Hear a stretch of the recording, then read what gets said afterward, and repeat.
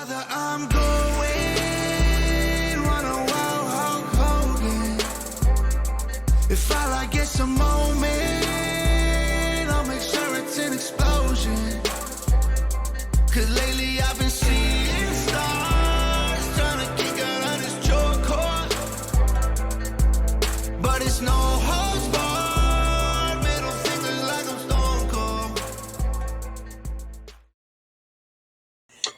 What is good, CWC and all other wrestling fans who are tuned in today for the Slapping Me to Wrestling podcast? Thank y'all for joining.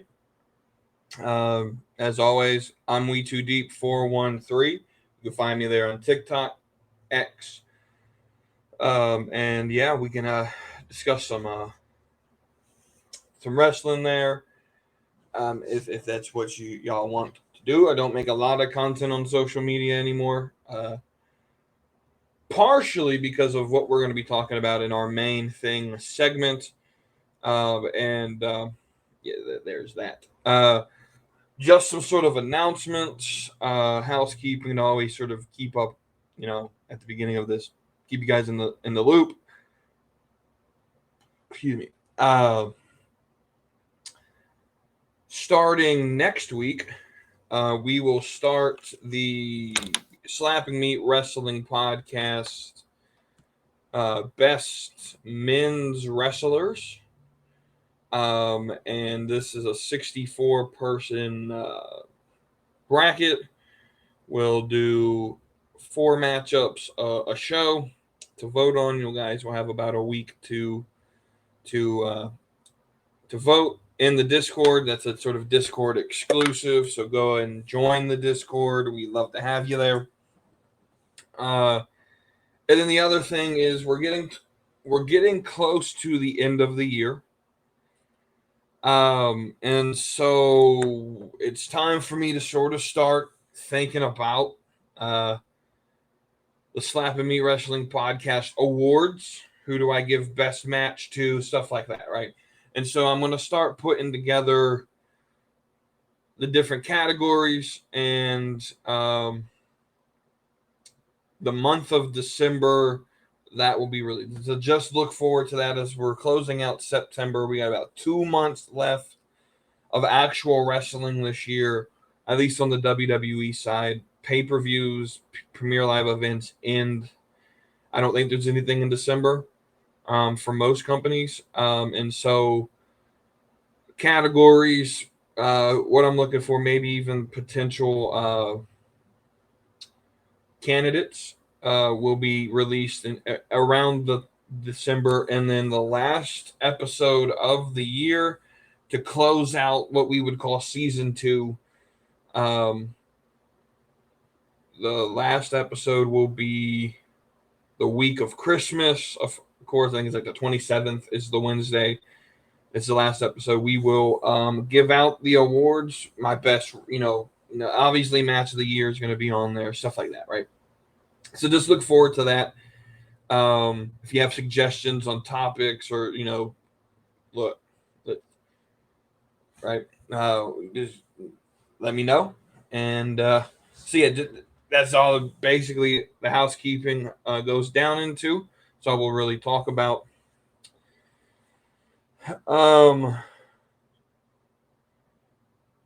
So this show is going to be a little bit different. We're gonna cut out Guess That Champion and Guess That Storyline for 1 week only. I honestly haven't been keeping up with creating storylines and having all of that. So we'll wait for a week. We'll sort of let that die down. It's fun, but we have a lot of other stuff to talk about. And I don't know about you, but I think what was it last week? It was like 95 minutes, and I'm not the biggest fan of having you guys sitting here and talk for 95 minutes. I'm sure you guys enjoy it if you listen to the whole thing. But I want to try to keep these as short as possible. So we have a lot to talk about already. And then we'll skip that for this week. and we'll get back to that next week. We have a lot to talk about because, I said last week, in last week's episode, everything seems to break on Thursday, right? I do my podcast, record it on Tuesday night, release it Wednesday morning, and we go through the whole day Wednesday, no news. We go through the whole day Tuesday, right before I record, and really no news. And then Thursday comes, and all the news breaks. And so roster cuts happened. A whole bunch of shit happened after my last episode. And so we got some stuff to talk about. And then, of course, always going to use the community suggestions. We got 3 topics by DJ Wavy D that we'll talk about. He always gives good topics to talk about. All right. But let's talk about these roster cuts first. So I'm not going to break down every single roster member that got cut. I think what I really want to talk about is there's 2 superstars I want to talk about. But I really want to talk about what are the reasons for these roster cuts. Well, it's pretty simple. It's business. It comes down to business. And until the IWC recognizes that this is a business play and it's not WWE's heartless, they don't care about no. They're trying to make money. Endeavor just took over. They look at some people like a Dolph Ziggler who makes like $750,000 a year to do nothing, and they decide, you know what? There's no return on investment here.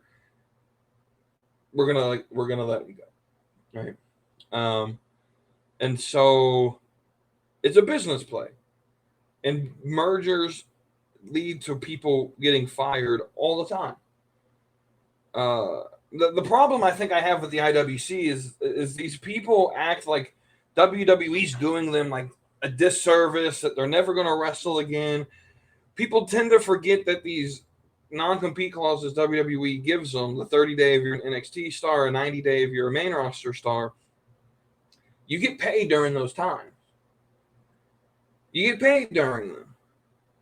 So it's not like these guys can't wrestle for 3 months and they're not getting paid, because that's not at all how this is working. They're still getting paid during the 90 days. And and then like this idea of WWE's so heartless, they just signed this brand new TV deal and now they're going to, guys, first off, that TV deal, the $1 billion that they got out of it is the life of the deal, which I would assume is probably a 5-year deal. So that's $1 billion over the 5 years. And that doesn't start till next year. I highly doubt they got paid the day they cut everybody. I don't understand how the IWC thinks sometimes. I just don't. If there's no return on investment, you don't continue to invest in it. You get rid of it, right? That's how it works. That's how business works. But the 2 guys I want to talk about, the first one's Top Dollar. I feel bad for him because the dude had a lot of charisma. And this is an ultimate theme I want to talk about here in a minute. The dude had a lot of charisma. He's the best rapper in the game in terms of someone who can actually spit in wrestling. I feel this was just bad booking to where they didn't understand sort of hip-hop culture. And I feel like if WWE has always sort of misrepresented hip-hop and that culture that comes around it. It's always been super stereotypical and borderline discriminatory. I don't think AEW does it any better. Hit Row was brought back to sort of try to pull off of what the Acclaimed was doing, but they sort of died off real quick, right? But after Dala botched the jump over the rope, I knew his days were done. I just did. But I feel bad for him because, like, he would post these rap videos that he would self-produce on TikTok, pay for it himself, and like it was very high quality content. And it irritates me that WWE wouldn't put something like that on their programming to get them over. They would. I think that with a little bit of just good book, Top Dollar wasn't bad. Like everyone sits here and acts like Top Dollar can't move in the ring. The dude can move. He has charisma. The problem is when you put him in the ring versus someone like Ricochet or something. I don't really know who he really fought. I know he had those matches with LA Knight, but those are actually really good matches. But when you put him in the ring against someone who moves around and flies around the ring, yeah, he's going to look bad because he's a big boy. He's a big dude. Like the booking of Hit Road just really irritated me. They didn't give him a chance. Why bring him back, right? So I do feel bad for Dalla. He deserved a lot better in this run. I think he had a lot of potential.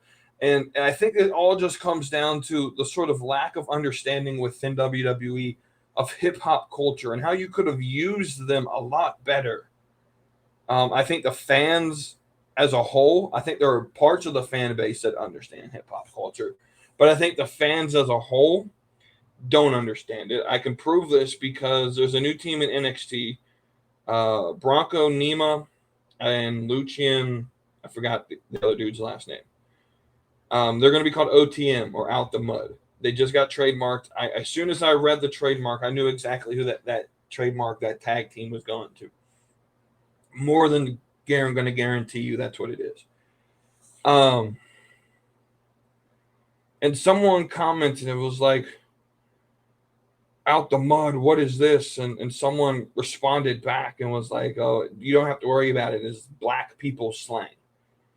And I looked at it, I was like, since when? Like, I know people who've used Out the Mud that were white. Like, I use Out the Mud every now and then. It's not black culture. It's not like a black slang word only. White people use it. I've been around people who came out the mud. Like it's and so I don't think the fan base gets hip hop culture either, right?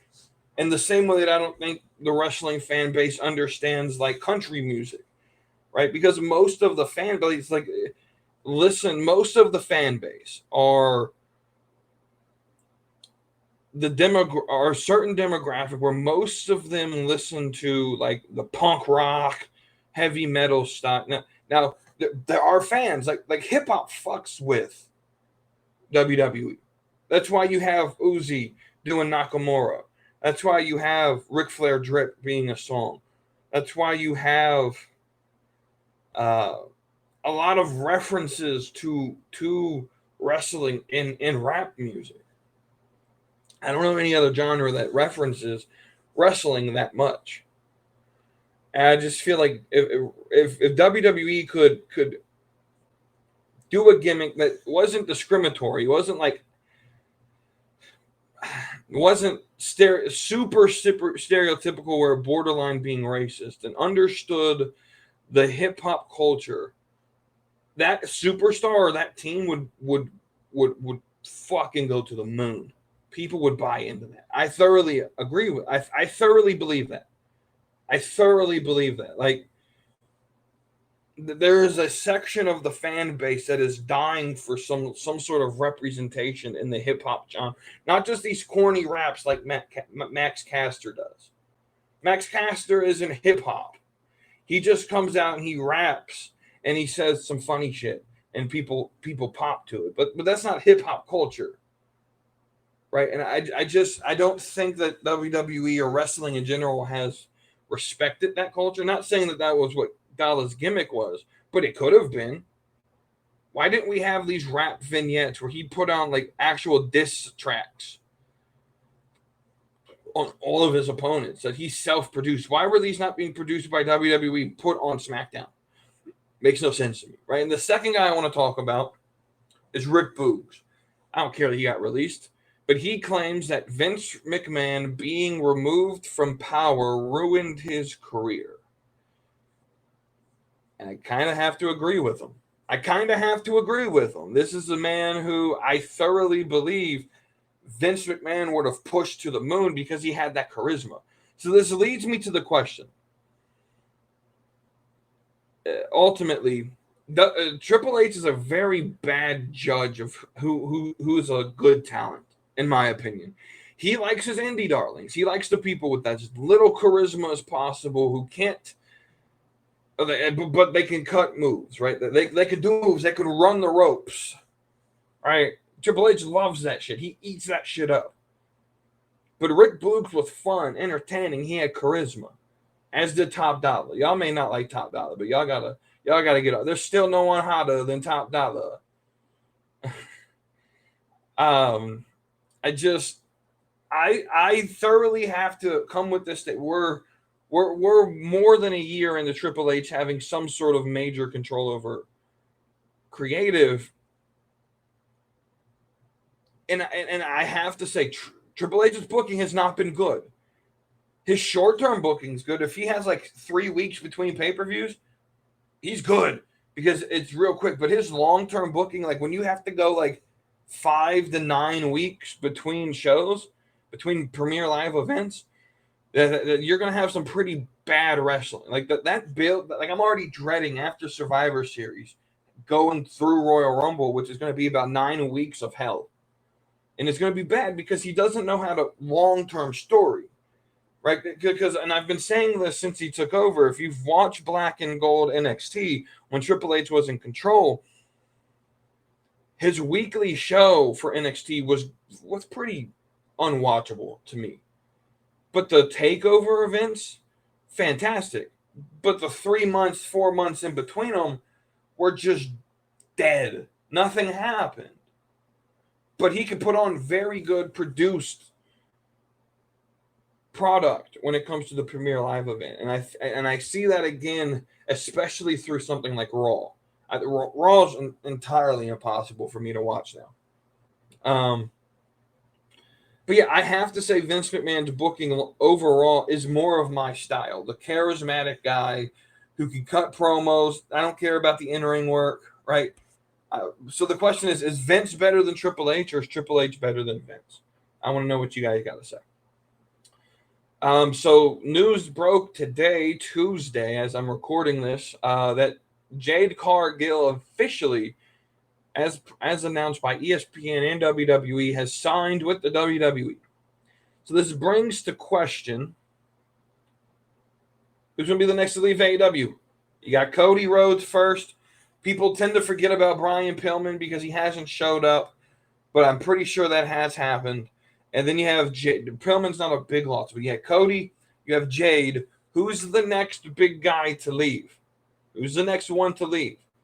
I think it's got to be Wardlow. I think Wardlow's the next one. I think he can easily replace what Madcap Moss was. Go in there, mid-card, big guy who can move in the ring.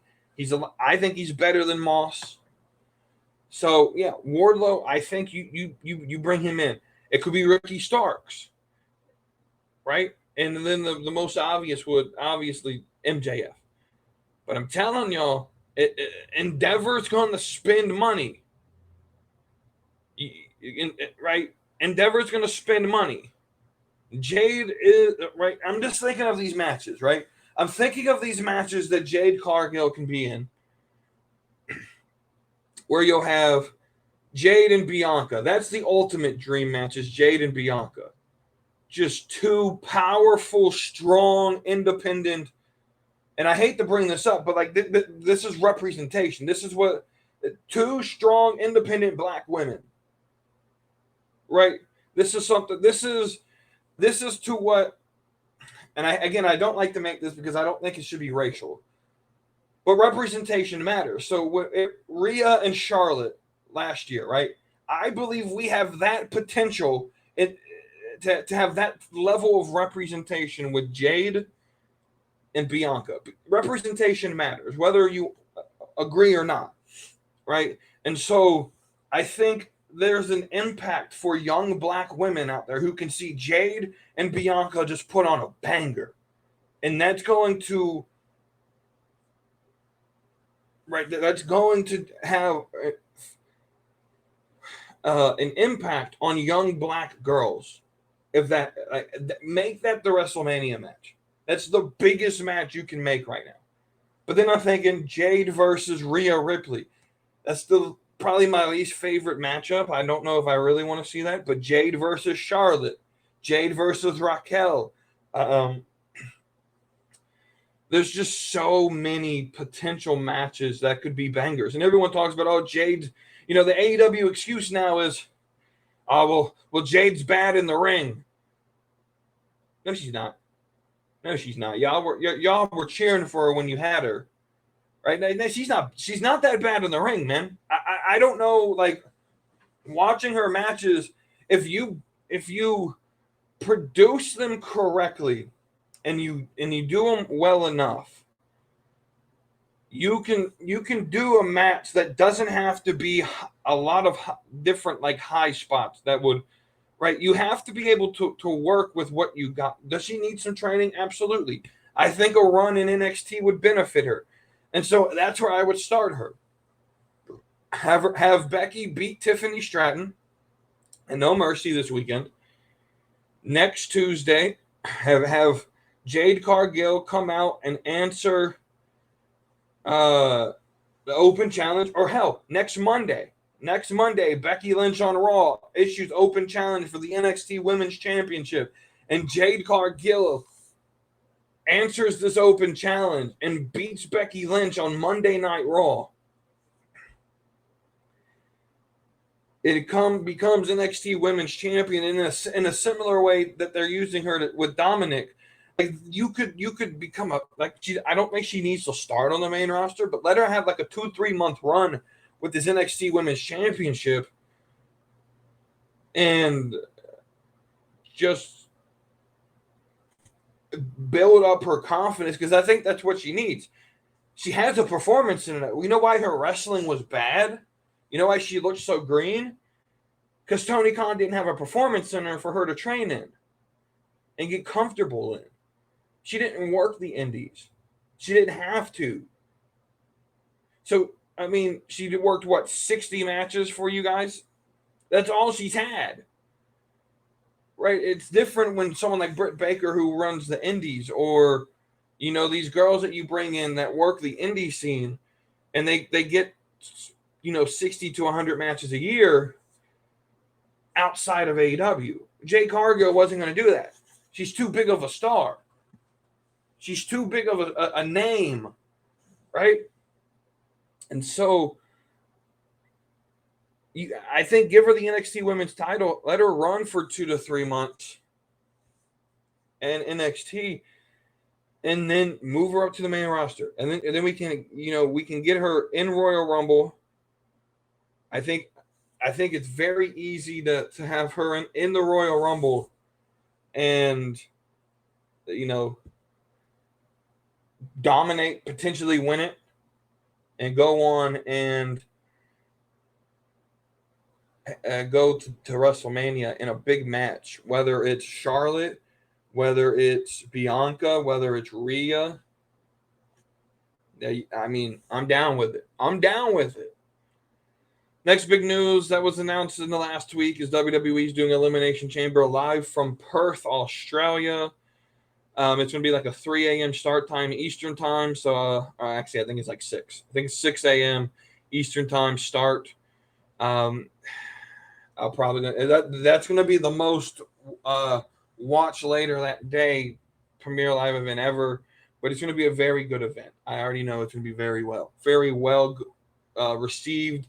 Australia's been clamoring for a big event like this.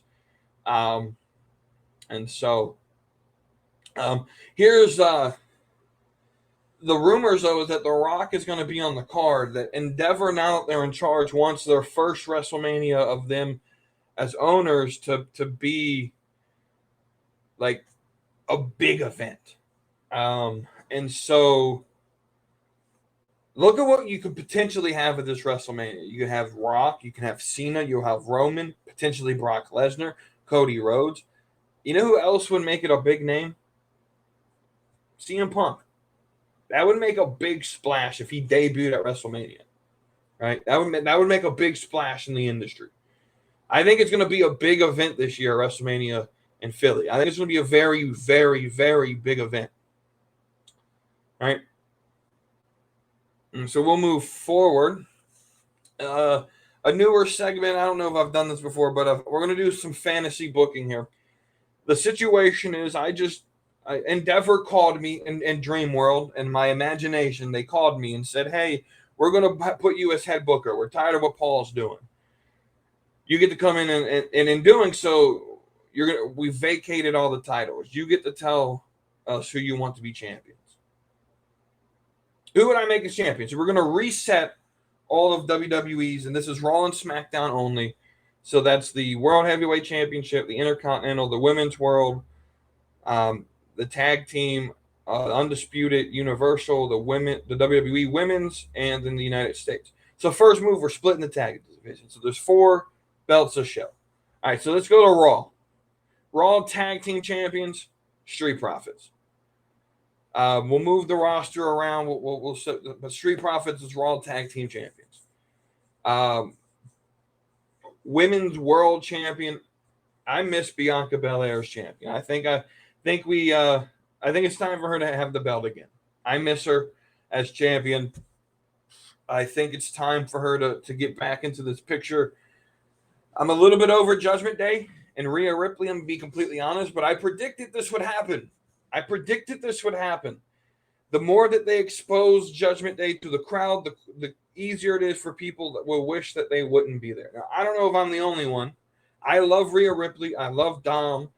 Could care less about the other members. But the more you show them, the more exposed we get to them, the less I want to see them. Like Dom and Rhea should only be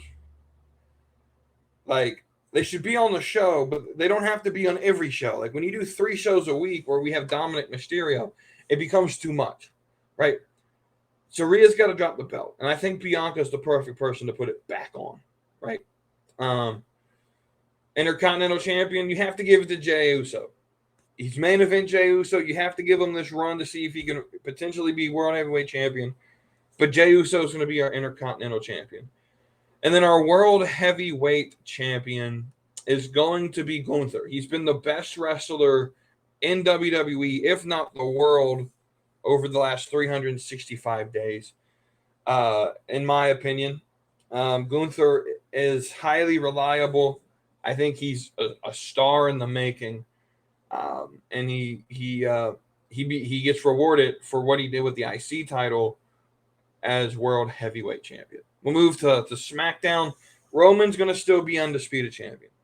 We're not going to mess with that story. That would be the only story that I would tell Endeavor, hey, I'm not fucking with this. But the SmackDown Tag Team Champions, y'all going to hate me for this, but Grayson Waller and Austin Theory, SmackDown Tag Team Champions. The United States Champion needs someone to give it some relevancy. Well, the easiest way to do that is to put it on LA Knight, like they should have. This builds up someone where LA Knight can come out, open challenge every week, get some wins, get some credibility to the title. He's the top guy, top baby face on that side of the roster. And so I think you can definitely build something with that U.S. title if it's on LA Knight. The WWE Women's Champion, probably going to be a surprise that no one was thinking, but I'm putting it on Dakota Kai.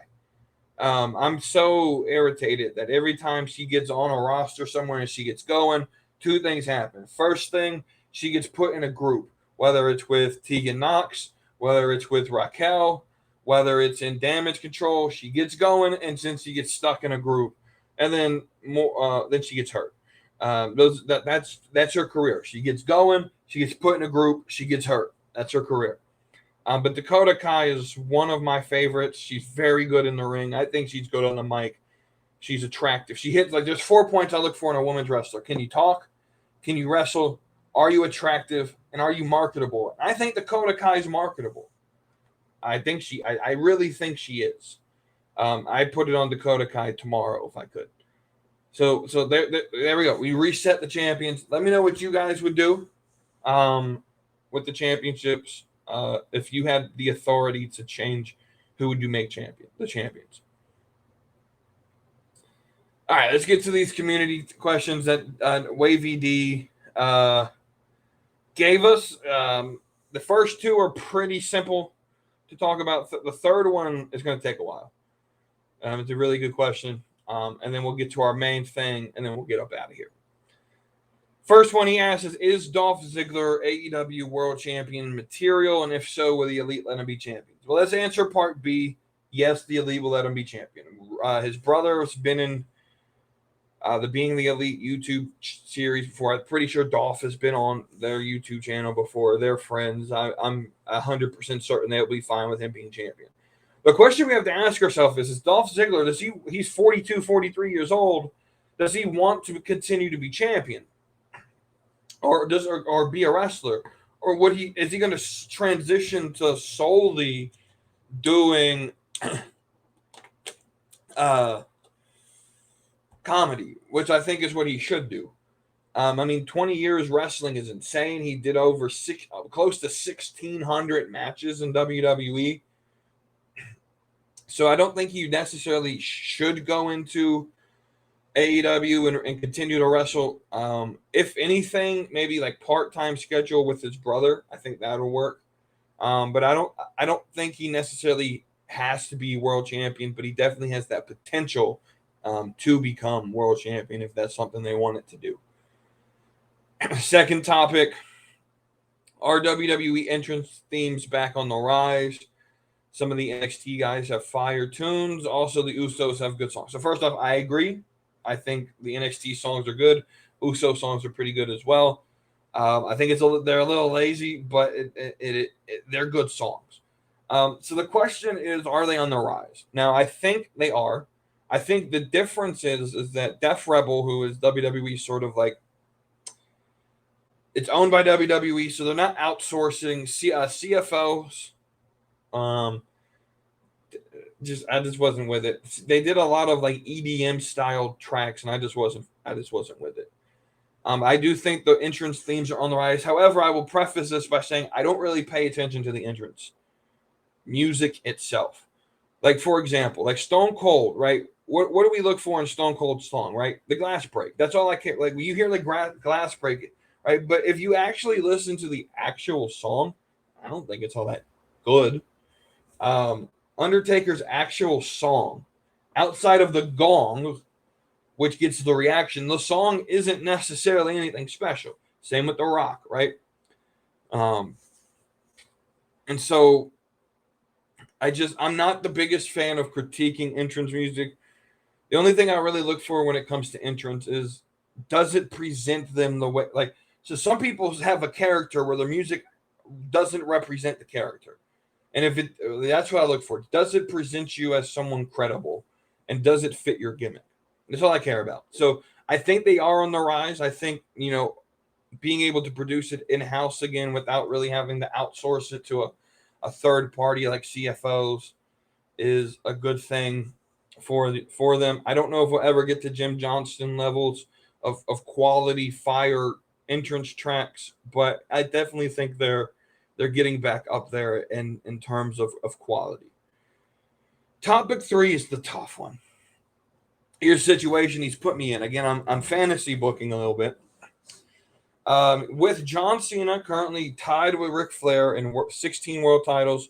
Next closest is Randy at 14. Book a storyline / program where Randy can get 2 more titles to tie Cena, and then have Cena versus Orton for the 17th reign to beat the record, right? So essentially, we're getting who's going to beat the record, Randy or Cena, right? What a rivalry this has been and during their career, right? I think it's top 5 rivalries of all time, in my opinion.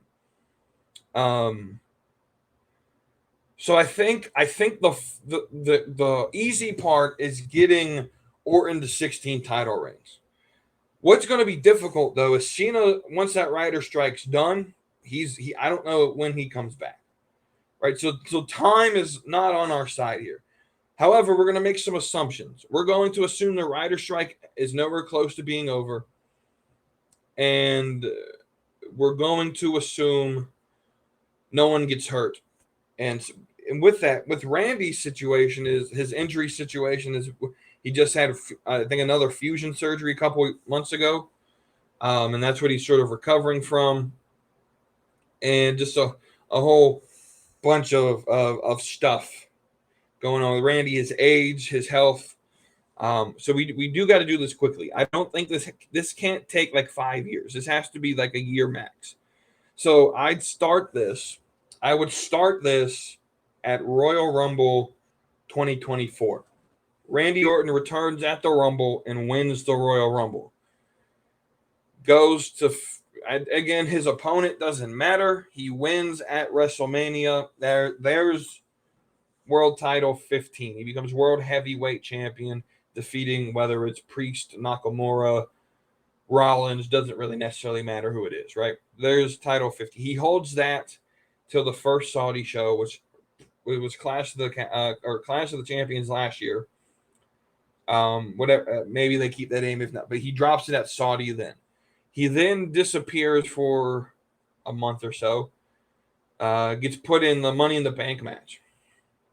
Wins Money in the Bank. He disappears again. Cashes in at SummerSlam. There we go. Now he's at 16. That's the easy part. That takes 6 months, and he really only has to show up for like 3 months, right? You then have him drop it again at Crown Jewel. There's something about them Saudi shows. We just have him lose, right? He loses the title at the Saudi show. At Survivor Series, you have Randy Orton sort of just upset that he lost the title.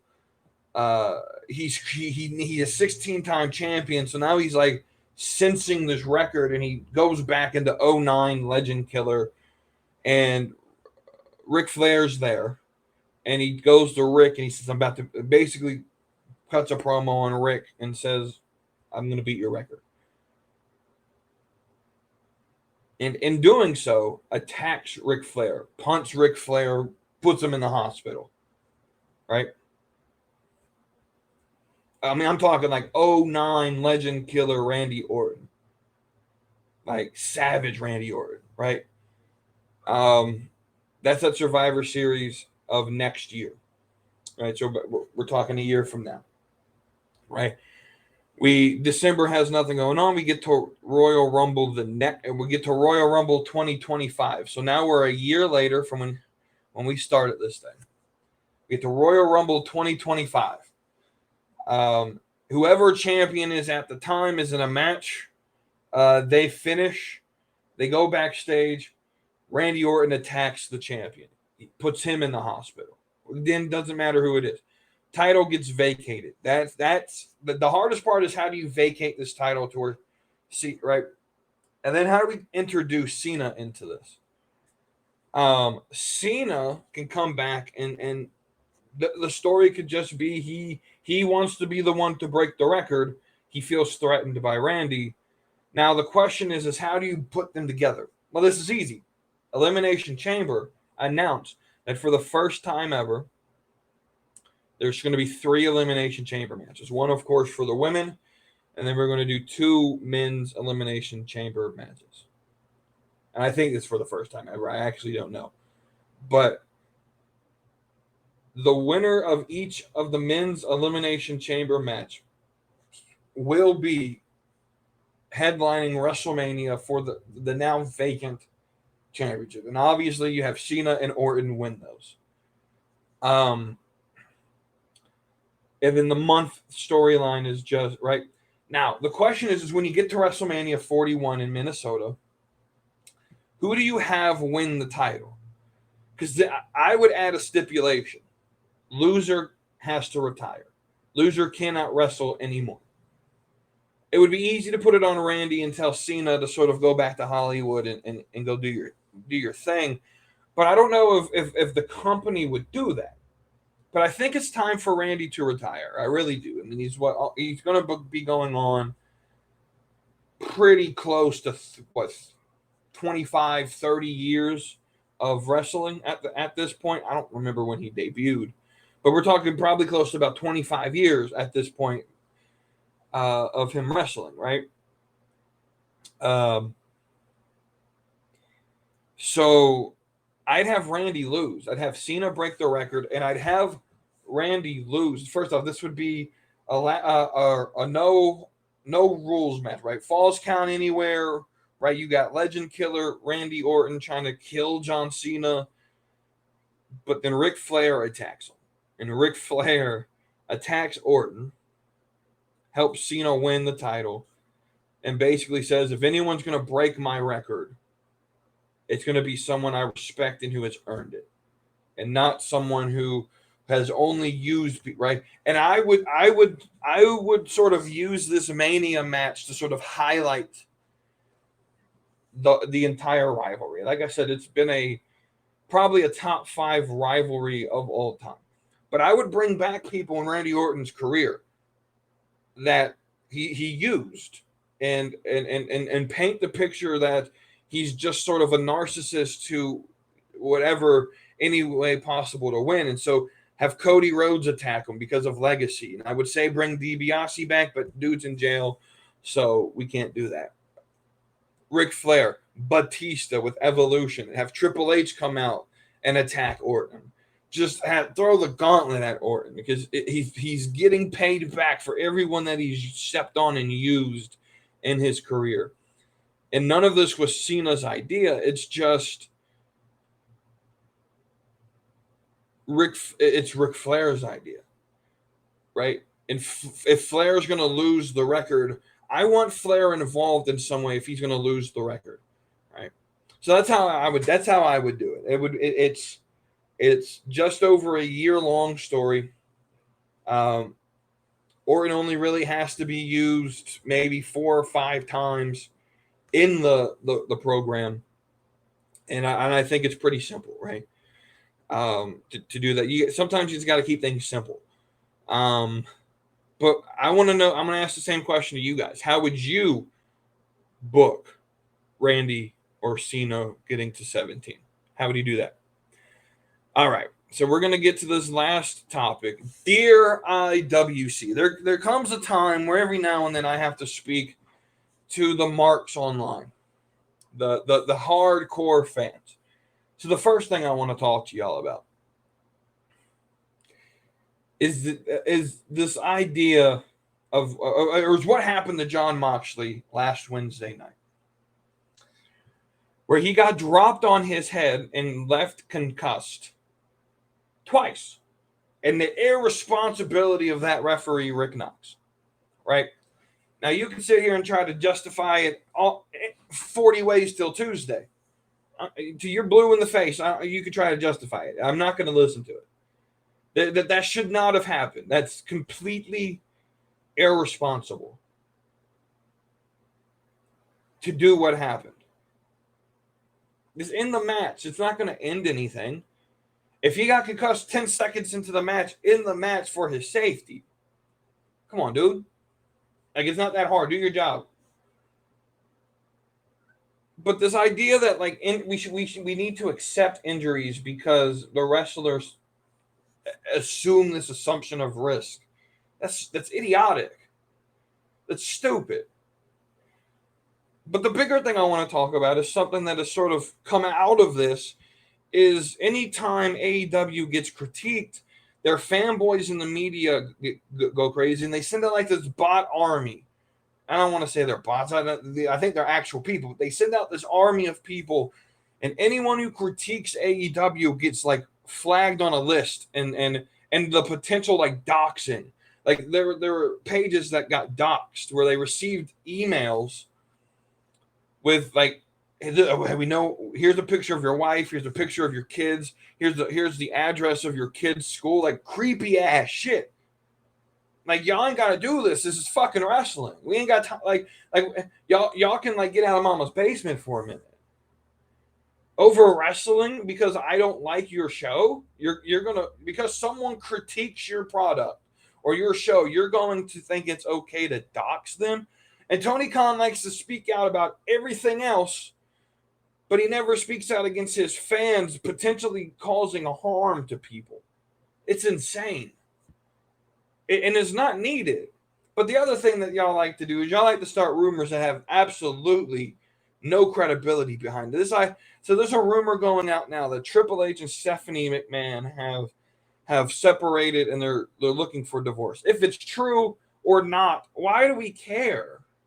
And they're like, oh, if you watch WrestleMania, Stephanie didn't have her wedding band on. Who cares? Like, why do you care so much? Who pays attention to these details? I will say, if Stephanie's single again, I'm available. Nah, I'm kidding, but not really. I just don't understand the mindset of some of these people in the IWC who want to start rumors and try to dox people, and it's toxic, right? This is the fan base that is toxic. It's not the casual fans. You just want to try to enjoy wrestling for being wrestling and want to enjoy a good story. And when we don't like it, we call it out. Y'all go to movies and talk shit about movies, right? If I go to a movie and it's bad, I'm going to review it and say it's bad. If I watch bad wrestling, I'm going to say it's bad wrestling. That's just that's what happens. And so I'm tired, and it's this reason why a lot of people don't like the wrestling community. And I'm sure it happens in every community, but it shouldn't. There's no reason for it. We don't need to dox somebody because they don't like your favorite TV show. It's insane to me. So, dear IWC, dear CW, dear wrestling fans, we all got to do better. We all got to do better. Right? You don't have to like the product. You can openly say, I don't like the product. That's fine. But if you don't like it, but if you don't like what other people say, if you like the product, if you're a WWE fan and you get upset because someone says they don't like it, just leave it at that. If you're an AEW fan and I say I don't like AEW, don't get so upset and try to threaten people. Like, it's not needed. Just move on with your day. Some people just really need to step out of mom's basement, walk outside, touch the grass, breathe in the fresh air, actually talk to actual human beings face to face, and then walk back inside, and then you can go back to normal. Maybe you have a change of seeing. You if you go outside, you'll like it out there. The air's nice. It's better than being locked up in that basement all day.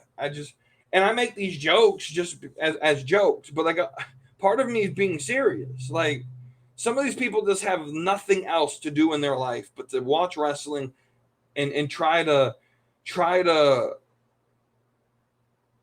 intimidate people to stop critiquing a TV show. That's insane. And then for people to go out and like report these accounts and get them banned over wrestling, like, it's not needed.